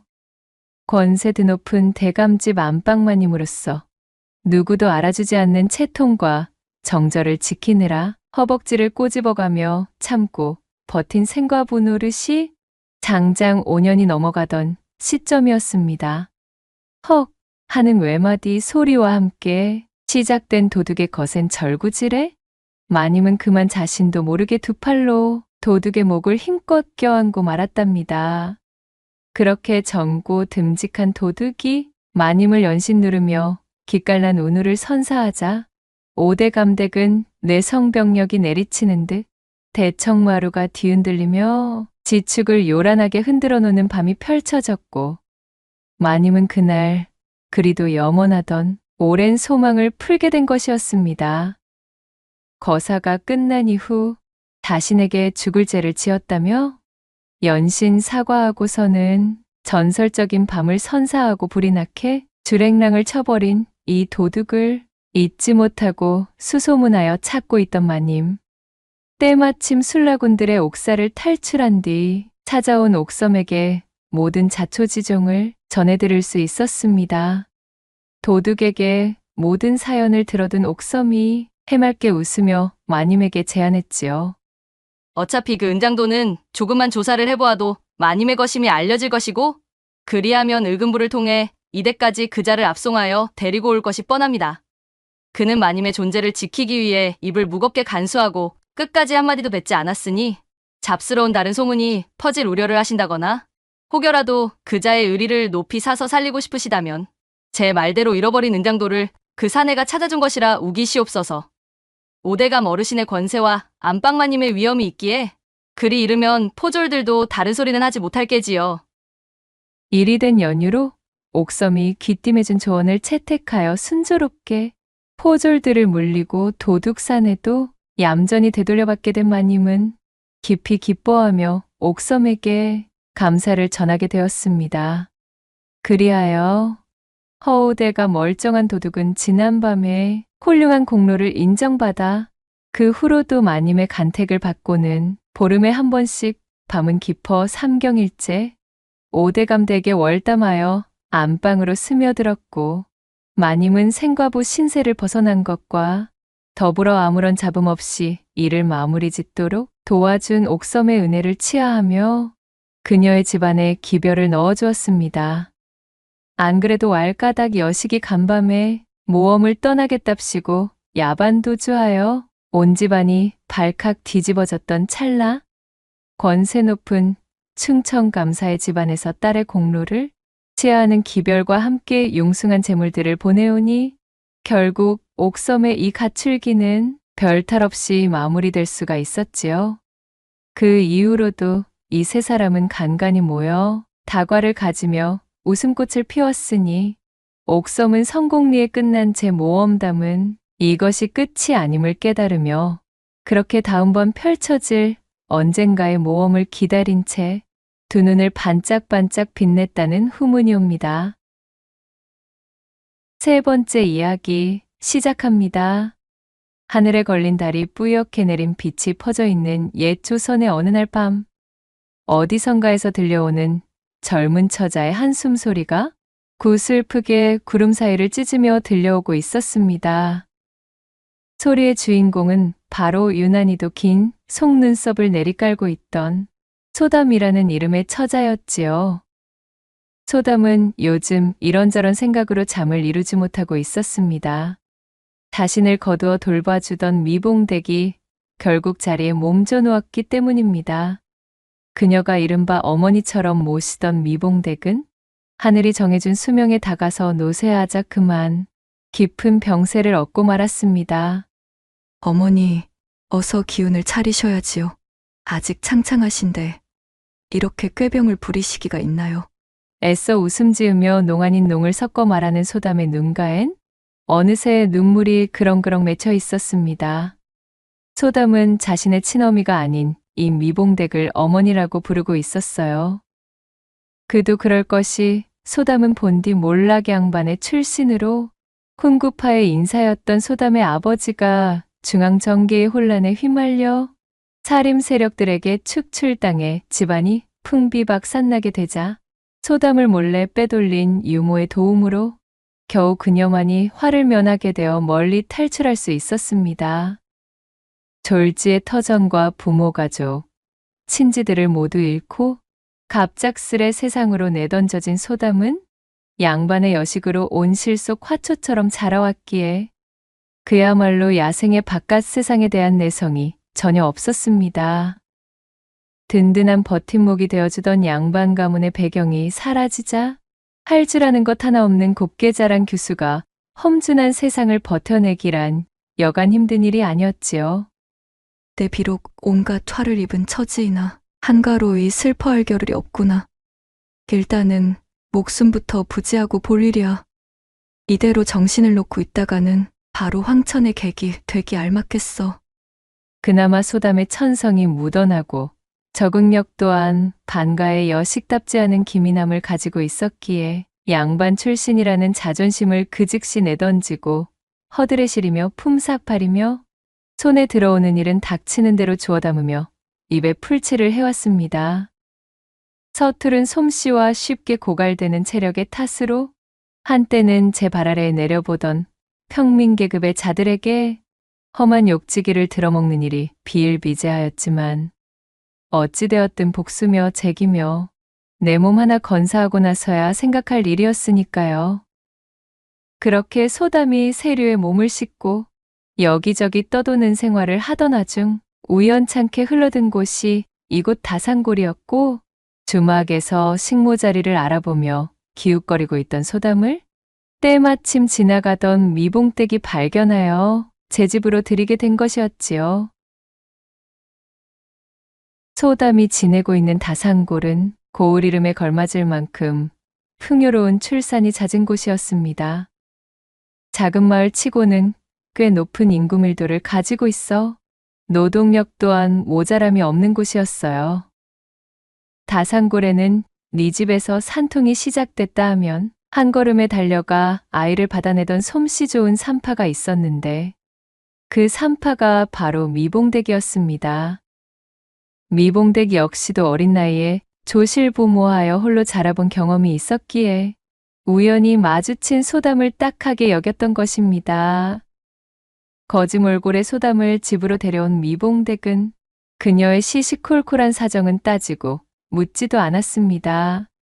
그저 소담이 힘든 사연을 내려놓고 마음 편히 지낼 수 있도록 보살펴 주었지요. 때마침 산통이 시작된 산모들이 많아져 일손이 부족하기도 하였기에 그렇게 미봉댁에 기거하며 산파일을 도우며 살게 된 소담이었습니다. 그렇게 인연이 닿게 되니 어느덧 두 사람의 시간은 지체 없이 흐르고 흘러 여리고 어리던 소담도 어느새 훌쩍 나이를 먹은 처자가 되었고, 그러는 동안 오랜 기간 소담을 걱정하며 병석에 누워있던 미봉댁은 끝내 눈을 감게 되었습니다. 일면식도 없는 저를 거두어 그간 돌봐주시는 애 절대로 잊지 않을게요. 어머니, 부디 황천에서는 아무런 걱정이랑 말고 편히 쉬고 계시기를. 미봉댁의 장례를 융숭이 치른 소담은 자연스레 미봉댁의 일을 이어받아 다산골의 산파로 자리를 잡게 되었고, 그렇게 꽃다운 나이가 무르익어도 시집갈 생각 하나 없이 자신을 보살펴준 미봉댁의 명맥을 잇는 것만을 중히 여길 뿐이었지요. 장성한 소담은 얼굴 전반에 차가운 기운이 돌고 어린 나이서부터 많은 일을 겪은 탓에 말투는 조금 쌀쌀맞았지만 백옥처럼 고운 낯빛에 그 이목구비 또한 단정했어요. 특히 여느 여염집 안악들과는 달리 허리가 매우 잘록하여 마을 사내들의 눈길을 한 몸에 끌고 있었습니다. 그러나 소담에게 그들의 시선은 거추장스럽고 불편한 간섭일 뿐이었지요. 간혹 밖으로 외출이라도 나갈 때면 눈을 바닥에 내리깔고 다녔고, 누군가 소담에게 말이라도 건네면 예와 아니요 식의 단답형 대답만 쌀쌀맞게 돌아올 뿐이었습니다. 그러나 이것이 또 희한하게도 마을의 사내들에게는 색다른 매력으로 작용해 소담의 집은 늘 그녀와 혼담을 맺고 싶어하는 사내들의 시주를 받은 매파의 방문이 끊이지 않았답니다. 이보게, 소담 처자 집에 있는가? 돌아가셔요. 일 없습니다. 시집 같은 것은 가고 싶지도 갈 생각도 없으니 그리 아셔요. 매파가 들이닥쳐 혼담의 이야기라도 꺼낼라 치면 소담은 등을 떼밀며 매파를 문 밖으로 쫓아냈습니다. 사실 이처럼 소담이 꽉 찬 나이에도 시집을 가지 않으려는 연유가 있었어요. 미봉댁의 배려로 그녀의 집에 자리를 잡은 뒤로 그녀를 따라 산파일을 도우며 아이를 받으러 다니기를 수년째 지내다 보니 수많은 여인들이 출산을 위하여 버선을 제 입에 물고는 온몸에 굴다란 생땀을 쏟으며 몇 날 며칠 산통에 시달리는 것을 고스란히 지켜보며 성장했던 소담이었습니다. 또한 적지 않은 여인들이 아이를 낳다가 불의의 화를 입는 것 또한 심심찮게 보았기에 이 모든 사달을 만든 장본인인 남정네들, 사내는 모두 짐승과 같은 야만스러운 존재이며 상종할 이유가 없다는 것이 바로 이 소담의 가슴에 깊게 박힌 생각이었던 것입니다. 도대체 무슨 생각인지. 잠깐의 여흥 뒤에는 일이 힘들고 고통스러운 일들이 기다리고 있는데 어찌하여 여인들은 야음이 찾아오면 바보같이 사내와의 통정을 포기할 줄을 몰라 또다시 실수를 저지르고 만다는 것인가? 다산골 최고의 철옹성인 소담이 이렇게 단단한 수비벽을 치고 산해 보기를 돌멩이처럼 대하였지만 굳게 닫힌 성문을 열고 그 안에 숨겨진 깊은 우물을 탐하려는 짐승들은 항시 있기 마련이었으니 다름 아닌 다산골 천하의 한량으로 통하고 있던 오진사였습니다. 오진사는 흡사 혀에 꿀을 바른 것과도 같은 미끈거리는 말솜씨와 장꾀로 그가 점찍어둔 여염집마다 아주 초토화가 되어버린다는 망측한 소문이 꼬리를 물고 쫓아다니던 장안 최고의 한량이었습니다. 내 진작부터 저 소담이라는 이름의 산파에 대한 소문은 익히 들어와 잘 알고 있지. 듣던 대로 굉장히 오묘한 매력을 풍겨대는 신비로운 여인이로고. 그러나 그 냉랭하고 철두철미하게 사내의 접근을 막아서는 태도가 가히 국경 성문에 걸어둔 빗장만큼이나 단단하고 굳게 걸려있다는 후문이던데. 이거 오래간만에 또 무적행에 처박아둔 승부욕이 활활 타오르며 나를 용서숨치게 만드는구나. 오진사는 자신의 턱을 쓸어만지며 소담에 대한 열정을 드러내매 주저함이 없었답니다. 어찌하면 그녀에게 주술처럼 잠겨져 있는 사내에 대한 깊은 거부감과 그것을 우회할 수 있는 방도가 있을까? 다산골 골목어귀에 걸터 앉아 한참을 곰곰 생각에 잠겨있던 오진사가 자신의 무릎을 탁 치곤 벌떡 일어나며 외쳤습니다. 오호라, 얼씨구나. 아무래도 그 할멈에게 손을 벌리면 되겠구만. 오진사는 도포자락이 휘날리도록 발걸음을 놀려 다산골 경계 끝의 산자락 외딴 집에 혼자서 기거하고 있는 노파 염씨의 집으로 찾아들었습니다. 접근하기가 쉽지 않은 산자락 안쪽에 집을 둔 염씨는 사람들과의 접촉도 끊은 채 홀로 유유자적 지내고 있는 마을 경계의 고령자 중 한 명이었지요. 이 염씨에 대한 신변이나 사연에 대해선 알려져 있는 바가 많이 없었던 다소 수수께끼에 쌓인 인물이었어요. 다산골 쪽과는 왕래가 크지 않아 다산골 주민 중 노년층을 제외한 대다수는 이 염씨를 잘 알지 못하는 경우가 많았습니다. 그리고 오진사는 바로 그 점을 이용하려는 것이었습니다. 가파른 산을 헤쳐오느라 제 집 앞에서 숨을 몰아쉬며 벌레를 씹은 얼굴이 되어 있는 오진사를 발견한 염씨가 빈정거림에 물이 오른 듯한 목소리로 말했습니다. 아니, 이게 누구시오? 한량 중에 한량이신 오진사 나으리 아니시오? 해가 서쪽에서 뜬단 말인가? 어인일로 오진사 나리께서 이 늙은 쇠뇌 누추한 거처까지 이리 몸소 찾아오셨소? 오진사는 대답 대신 땀을 닦으며 싱긋이 웃었지요. 그리고는 대뜸 도포자락에서 두툼한 엽전꾸러미를 꺼내서는 염씨의 손에 덥석 쥐어주며 말했습니다. 원참, 그 표독스러운 혓바닥은 여전하시구려. 그러지 말고 이리 가까이 좀 와서 그 귀 좀 빌려줘 보시오. 염노파가 나를 좀 도와야 할 일이 있소이다. 내 이번 것만 잘 해주시면 넉넉하게 한 번 더 셈을 치러주겠소. 이튿날 저녁 나절, 누군가 밖에서 소담의 집 살인문을 두드리며 요란을 떨고 있었습니다. 집에서 쉬고 있던 소담이 옷매무새를 가다듬고는 밖으로 나와 보니 노파 염씨가 헐레벌떡 애가 다른 모양새로 안절부절 중이었지요. 뉘십니까? 무슨 일이신데 해가 저무는 시각에 남의 집을. 소담이 미처 말을 다 끝내기도 전에 염씨가 다급한 목소리로 말했습니다. 여보게, 처자가 다산골 산파 맞는가? 나 좀 제발 도와주시게. 시집간지 얼마 되지 않은 딸애가 배가 차올라 보름 전쯤 우리 집에 요양하며 해산하러 왔는데 진통이 시작되었는지 지금 아주 난리가 났다네. 좀 서둘러 나서 주시게. 부끄럽지만 나는 홀로 칩거하며 살아온 지가 오래라 이 나이 먹도록 아이를 받아본 적이 한 번도 없지 뭔가. 염씨의 말을 들은 소담은 단박에 표정이 바뀌며 출산 준비 물품들이 들어있는 손보따리를 빠르게 싸들고는 외쳤지요. 이럴 것이 아니라 어서 앞장서셔요. 따님 상태가 그러하다면 지체하고 있을 여력이 없는 시간 싸움입니다. 그리하여 소담은 염씨의 안내를 받아 산허리를 돌아 산자락에 위치한 외딴집까지 부지런히 걸음을 옮겼습니다. 그녀는 산중에 홀로 지내던 노파 염씨와는 그간 일면식도 없었기에 산기가 찾아온 딸이 있다는 염씨의 말에 산부가 걱정되어 아무런 의심도 없이 따라 나선 것이었지요. 이윽고 염씨의 집에 도착하여 살인문에 들어서자마자 방 안에서는 통증에 잔뜩 지쳐 끙끙 앓는 듯한 소리가 흘러나오고 있었습니다.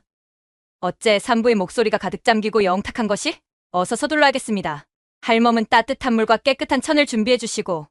노련한 움직임으로 염씨에게 이것저것 주문을 하며 산부의 목소리가 흘러나오던 방 안에 들어선 소담은 칠흑처럼 어두워 아무것도 보이지 않는 방안을 확인하고는 당혹스러운 표정이 되어 말을 이었어요.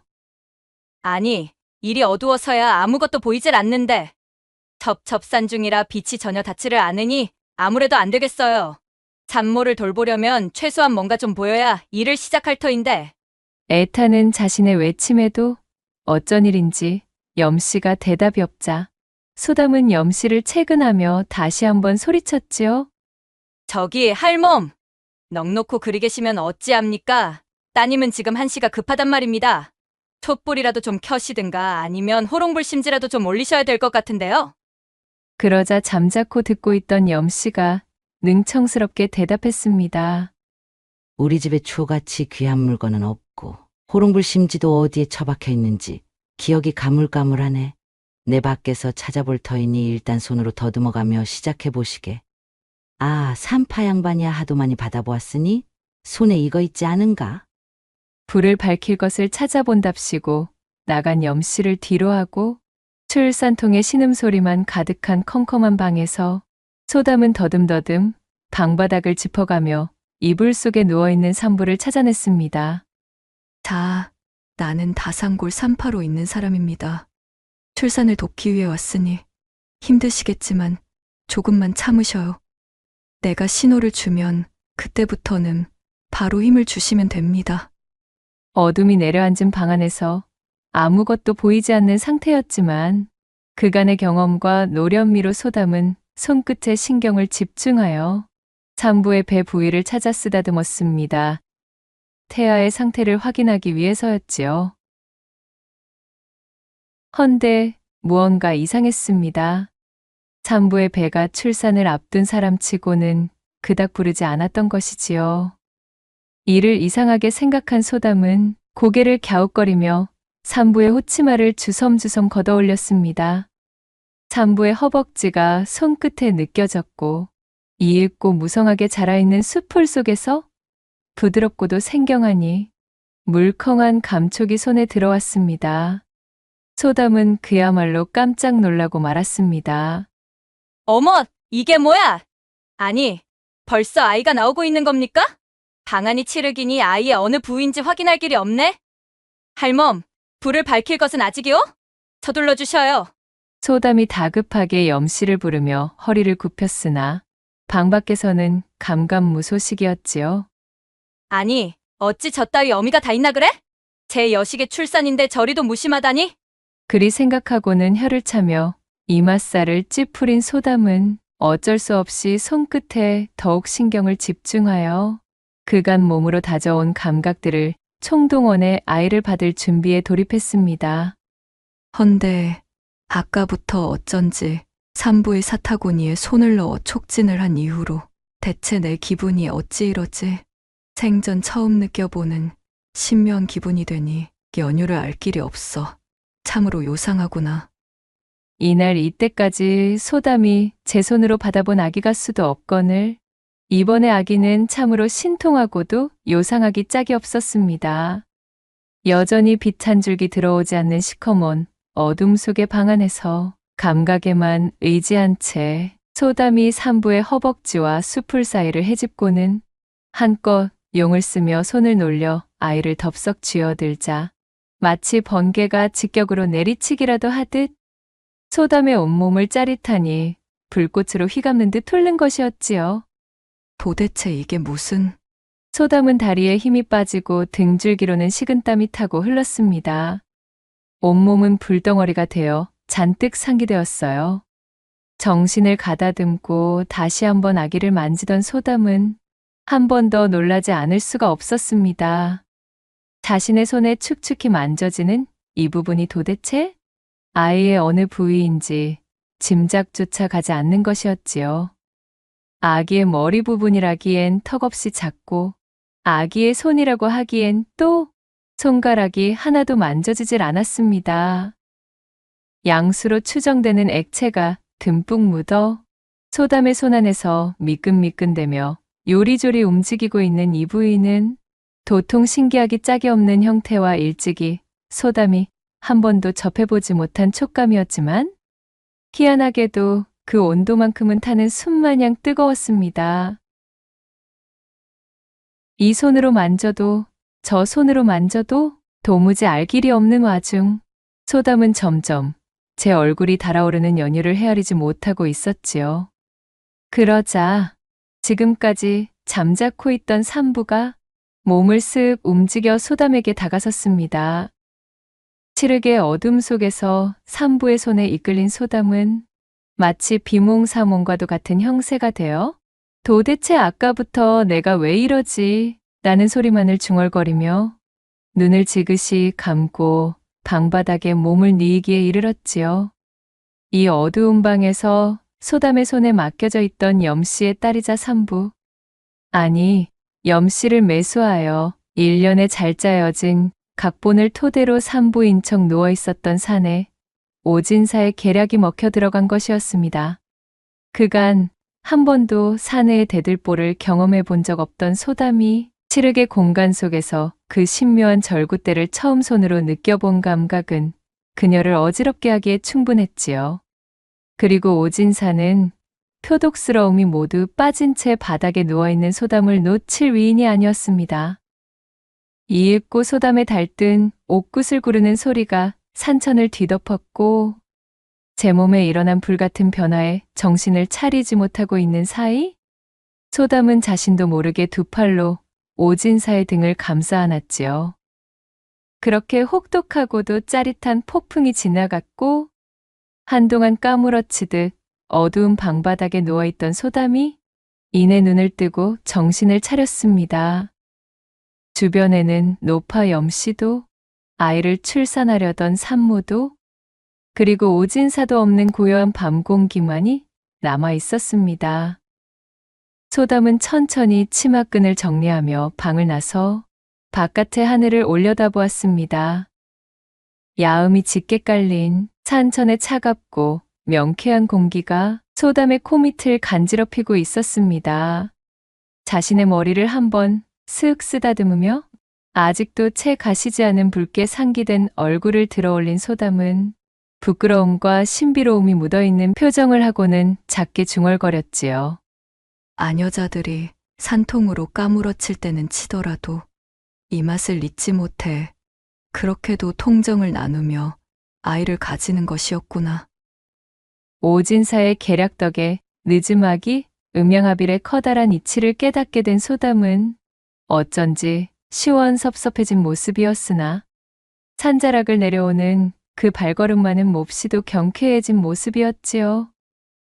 그날의 소동이 마무리되고 시간이 훌쩍 흐른 뒤 소담은 사내를 멀리하던 버릇을 고치고 고을의 건실한 사내를 맞아들이는 일에 소홀치 아니하여 인생의 행복을 함께해줄 반려를 만나 해로하게 되었으니 고을의 사내들은 소담의 혼인 소식에 눈물을 훔쳤다는 이야기가 남아 있었답니다.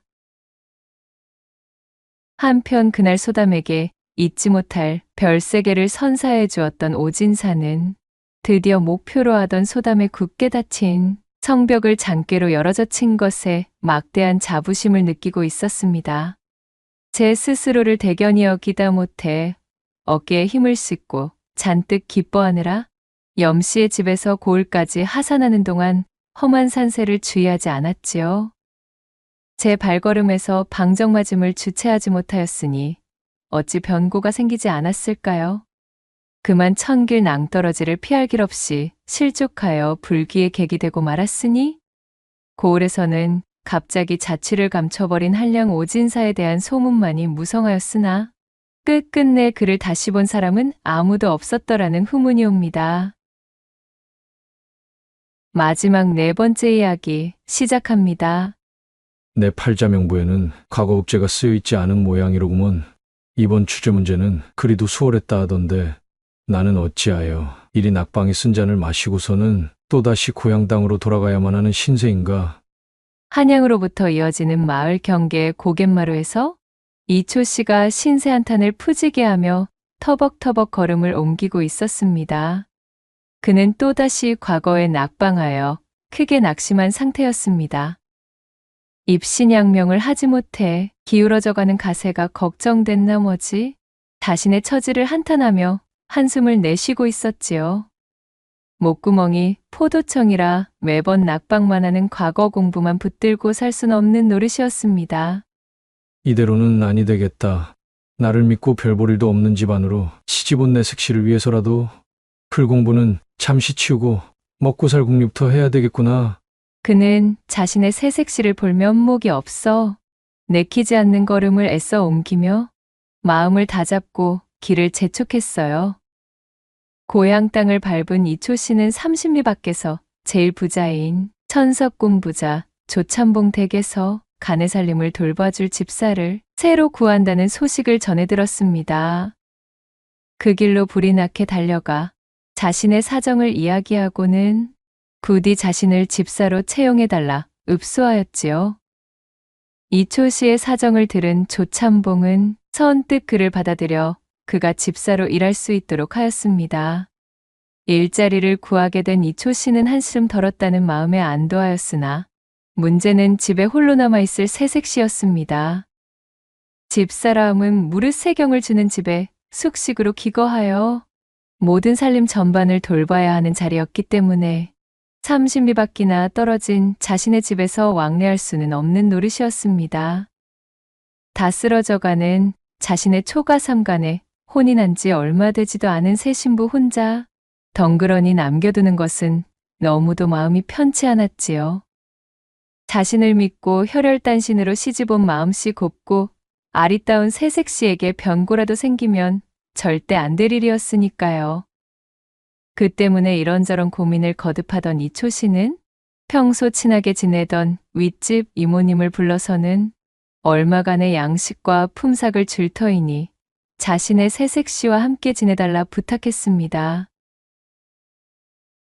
조촐하게 짐보따리를 꾸리고 조참봉 댁으로 떠나는 날 아침, 이초 씨를 배웅 나온 새색시는 닭똥 같은 눈물을 주룩주룩 흘리며 제 옷고름으로 연신 눈물을 찍어내면서 흐느끼듯 말했습니다.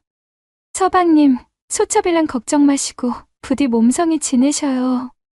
소첩은 이 집에서 서방님이 돌아오시는 날만을 기다리며 잘 지내고 있겠습니다. 부인, 내 참으로 부인을 볼 면목이 서질 않는구려. 다 내가 못나고 부족하여 이리 생이별을 하게 되었으나 기왕지사 마음을 굳혀먹은 김에 내 조참봉 댁에서 열심히 일하여 벌어온 세경으로 가세를 일으켜 부인을 호강시켜 주겠소이다. 잠시만 꾹 참고 기다려 주시오 부인. 이초 씨는 곱디고 온 자신의 새색시를 놓고 가려니 떨어지지 않는 발걸음을 억지로 옮겨 조참봉 댁으로 향했습니다. 내 평생 해온 일이라고는 책을 붙들고 과거 공부나 하던 것이 다인데 과연 내가 집사일을 제대로 해낼 수 있을 것인가. 생전 처음 해보는 남의 집 세경살이에 걱정이 이만저만이 아니었던 이초 씨가 막상 조참봉 집에 들어가 업무를 배우고 보니 크게 고된 일이 아니었습니다. 조참봉이 필요에 보내야 되는 서찰을 이초 씨가 기가 막힌 필체로 대필해 주거나 곡간의 장부를 만들어 곡식의 재고를 기록하고 소작농들을 관리하며 그들에게 내어줄 세경을 정리하는 일, 그 정도가 하는 일의 전부였지요. 힘을 써야 되는 일은 조참봉 댁 머슴들을 시켜부리면 되었고 조참봉의 인품이 빠지는 데가 없었기에 이초 씨를 대접하는 일에도 전혀 소홀하지 않았습니다. 세경 또한 제법 넉넉하게 챙겨주었기 때문에 이초 씨는 왜 진작 집사일을 알아보지 않았을까 싶은 마음이 들기까지 했습니다. 게다가 조참봉의 배려로 한 달에 사흘 정도는 자신의 집으로 들러 새색시를 보러 갈 수도 있었지요. 어느덧 얼말이 되어 휴가 전날이 되자 조참봉대 캥랑채에서 잠을 이루지 못하던 이초 씨가 아내의 얼굴을 볼 생각에 설레이다. 날이 밝자마자 뜬 눈으로 내달려 한 걸음에 집까지 도착했습니다. 부인, 어디 계시오? 내가 왔소이다. 서방님, 오셨어요. 부엌에서 아궁이에 군부를 지피던 새색 씨가 이초 씨의 외침에 반갑게 나와 그를 맞이했습니다. 부인이 보고 싶어 내 간밤에 잠도 제대로 잘 수 없었소. 한 달간 잘 지내셨소이까? 얼굴이 어찌 이리 야위었소? 서방님 얼굴이 더욱 안 드셨습니다. 남의 집 세경살이가 그리 녹록한 일이 아니건만 끼니는 제대로 챙기고 계시는지요? 오래간만에 서로를 본 두 사람은 감격에 겨운 채 얼싸안으며 서로의 안부를 챙기자마자 눈물을 글썽이기 시작하였습니다. 애틋한 시간이 이어지고 그렇게 감정을 정리하며 눈물을 닦아내니 이초 씨는 문득 아리따운 새 신부의 얼굴을 바라보다 말고 자신의 춘심이 우뚝 샘솟는 것이 느껴졌습니다. 한 달 만에 느껴본 코끝을 간지럽히는 아내의 분내음은 이초 씨의 눈앞을 어지럽게 하기에 충분했답니다. 부인, 도저히 참을 수가 없구려. 내 그간 부인을 품에 들이고 싶어 어찌나 곤욕을 치렀는지 말하자면 아주 끝도 없을 것이오. 자, 쇠뿔도 당김에 빼라 했다고 어서 이리 들어오시지요. 어머, 서방님, 이모님이 옆방에서 아직 주무시고 계시는데. 뭐 어떠소이까? 소리만 내지 않으면 되는 것 아니겠소? 볼을 발갛게 물들이며 수줍어하는 아내의 손을 잡아 끌고 이초 씨는 뛰듯이 안방으로 들어가서는 그대로 아내를 와락 껴안고 자신의 사랑을 증명해 보이기에 이르렀지요. 새어나오는 소리가 옆방에 들릴세라 새색 씨는 홍당무처럼 달아오른 얼굴로 자신의 입을 틀어막고는 우누지정으로 치닫는 하빌에 육신을 내던졌습니다. 단꿀 같은 3일의 시간은 어찌 이리도 빠르게만 지나가는지 아리따운 새 신부와 한데 엉켜 단꿀 같은 사흘을 보내고 조참봉 집으로 돌아가는 발걸음이 천근만근 무겁기만 했습니다. 눈에 밟히는 새색 씨를 애써 뒤로하고 조참봉의 집으로 돌아와 집사로서 자신의 본분을 다하던 이초 씨. 그렇게 애틋하게 세경살이를 지내던 어느 날이었어요. 조참봉이 생일을 맞아 그 일가 친척들과 친구들이 모여들었습니다. 그야말로 사내진미가 끊임없이 나와 차려놓은 상다리가 휘어져라 잔치를 열었지요. 이초 씨도 행랑채 아래 한켠에서 푸짐한 저녁상을 받았습니다.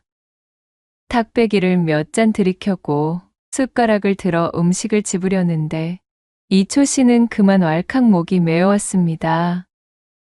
부잣집 생일상에 오른 각종 진미를 보니 나의 지긋한 이모와 허름한 방에 단둘이 앉아서는 나물과 보리를 한데 끓인 죽으로 끼니를 때우고 있을 제 신부 생각이 든 것이지요. 나 혼자 이 귀한 음식들을 먹으려니 아내 생각에 가슴이 미어져 도저히 목구멍으로 넘길 수가 없구나. 내 도저히 아니 되겠다. 이초 씨는 잔치가 벌어지는 시간 동안 후딱 집에 다녀올 짝정으로 상에 오른 음식을 주섬주섬 보따리에 쌓아 챙기기 시작했습니다. 맛난 음식을 보고 기뻐할 아내 생각에 집으로 향하는 30리 길이 구름배에 돛을 단 듯 하나도 멀게 느껴지지 않았지요.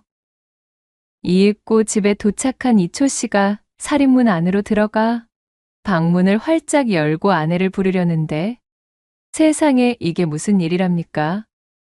그 조신하고 얌전하던 새색 씨가 흐트러진 몸으로 자는 듯 누워있고 웬 사내 하나가 제 바지춤을 붙잡고 막 큰일을 치르려던 참이었습니다. 아니 내 이놈 무슨 짓이냐? 그 꼴을 보고 눈에 불꽃이 튄 이초 씨는 당장에 낫을 치켜들고는 사내를 요절내려다가 멈추었습니다.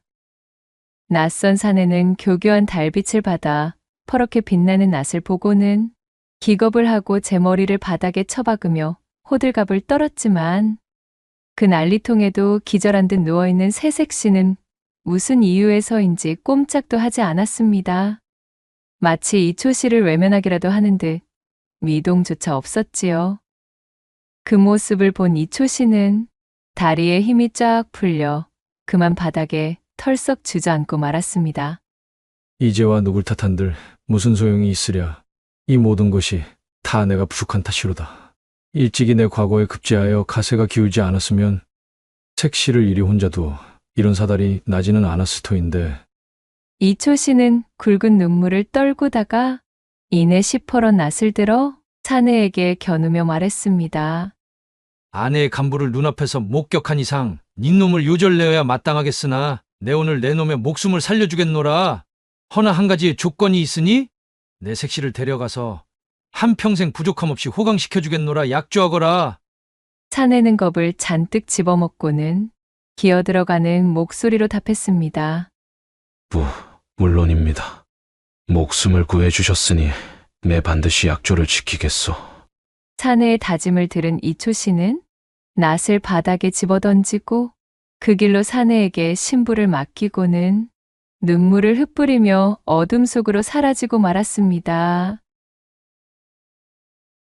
이초 씨의 색시를 탐하려던 사내는 사실 고을에서 주색 잡기에 흠뻑 빠져있던 청년 칠배였습니다. 칠배는 길거리에서 우연히 이초 씨의 새 신부를 본 뒤 그녀의 미색에 홀딱 반해버렸지요. 그날부터 이초 씨가 집을 비울 때면 이초 씨네에 찾아가 온갖 사탕발림의 말로 새 색시를 꼬드겼습니다. 금전이면 금전, 먹거리면 먹거리, 각종 부귀영화와 안락함이 보장된 편안한 자리 등 제가 가진 모든 것을 동원하여 그녀를 구워 삶으려 하였습니다. 그러나 이초 씨만을 바라보며 정절을 칼같이 여기던 새색 씨는 칠배의 제안을 매몰차게 거절하고는 눈도 깜빡하지 않았어요. 결국 참다 못한 칠배는 새색 씨와 함께 지내던 이모에게 전대를 건네주며 그녀를 취할 수 있게 해달라 은밀히 요청하였고, 돈에 눈이 먼 이모는 그날 밤 새색 씨와 탁배기를 나누며 그녀가 과음하게 만든 후 그렇게 칠배에게 판만 깔아주고는 칠배가 건네준 전대를 가지고 멀리 도망쳐버린 것이었습니다. 잔뜩 흥이 오른 칠배가 정신을 잃은 새색 씨에게 막 일을 치르려던 찰나에 때마침 이초 씨가 집에 당도하여 상황을 발견했던 것입니다. 칠배는 죽음의 문턱에서 가까스로 살아나자 퍼뜩 정신이 들어서는 그 길로 색시를 깨워 제 집으로 데려갔습니다. 그리고는 자신의 어미에게 자초지종을 모두 이야기하였지요. 망나니 같던 제 아들 칠배의 이야기를 듣고 있던 어미가 그에게 버럭 불호령을 내리며 말했습니다. 이런 못난 녀석아! 이초씨란 분이야말로 참으로 의인이로구나. 천인국노할 짓을 저지른 너를 이 색시와 혼인시킬 수는 없는 법. 이 색시는 오늘부터 나의 딸로서 성심을 다해 보살필 것이니 너는 색시에게 일절 접근하지도 말거라.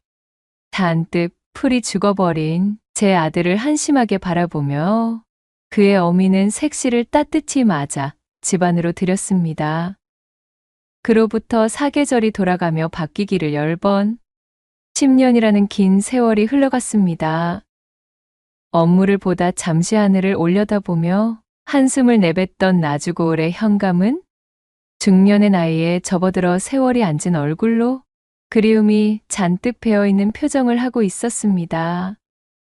그는 바로 갖은 고생 끝에 과거에 급제하여 현재 현감직에 앉은 이초씨였답니다. 오늘따라 바람이 스산한 것이 부인 생각이 더욱 간절하구나. 부디 호의호식하며 잘 지내고 있으면 좋으련만. 그날 이후로도 단 한시도 제 아내를 잊은 적이 없었던 이 영감이 달빛에 그려지는 그녀의 얼굴을 떠올렸습니다. 건강하게 잘 지내고 있는지 이따금 아내의 행방을 찾아 나서고 싶은 생각도 있었지만 아내에 대한 못내 미안한 감정 때문에 이러지도 저러지도 못하던 이 영감이었지요. 그렇게 시름이 깊어가던 이 영감에게 어느 날 한 귀부인이 찾아오게 되었습니다. 귀부인 곁에는 10살 정도 되어 보이는 사내아이가 함께였지요. 현관 앞에 당도한 기부인이 무겁게 입을 열었습니다. 나으리, 지금으로부터 10년 전의 어느 날 밤을 기억하고 계신지요? 기해년 4월에 달빛이 유난히 밝았던 밤이었습니다. 기부인이 꺼낸 한마디에 이 영감은 화들짝 놀란 얼굴이 되어 그 자리에서 얼어붙고 말았지요. 그날은 바로 조참봉의 생일 잔칫날, 아내에게 음식을 전해주기 위해 이것저것 싸들고 제 집으로 달려갔다.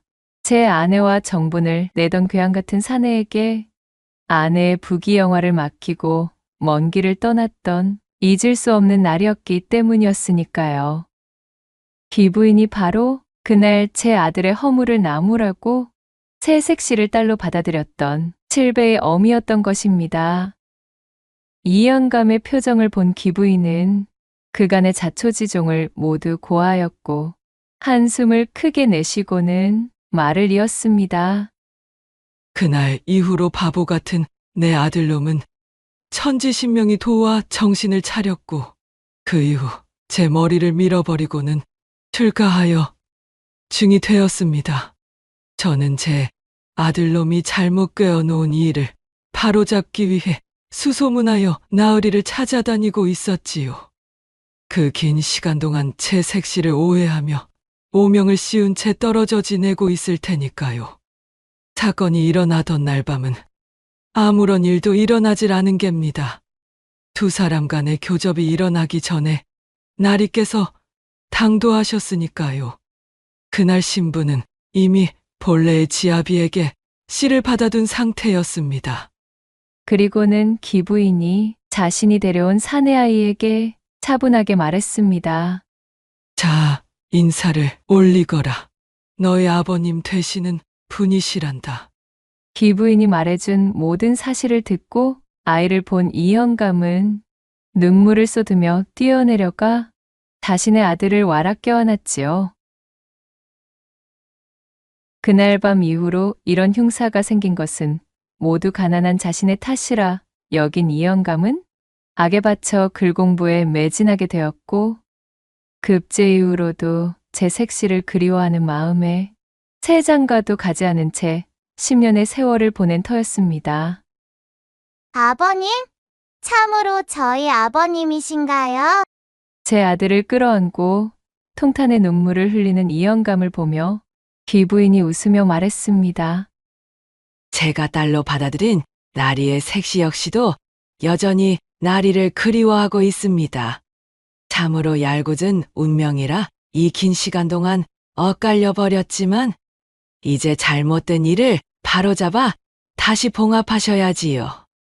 그리하여 이 영감과 재회하게 된 그녀의 색시는 재결합을 하여 지난 세월 서로가 떨어져 지낸 시간들을 고상이라도 받듯 제 아들과 함께 다시 찾은 행복을 만끽하며 오래도록 원앙금술을 자랑하고 지냈다는 후문이 옵니다. 낭독해드린 이야기가 우리 마님들과 선비님들 마음에 드셨다면 구독과 좋아요, 댓글로 야담상회를 응원해 주셔요. 늘 잊지 않고 야담상회를 찾아주시는 여러분들 시청해 주셔서 참으로 감사하옵니다.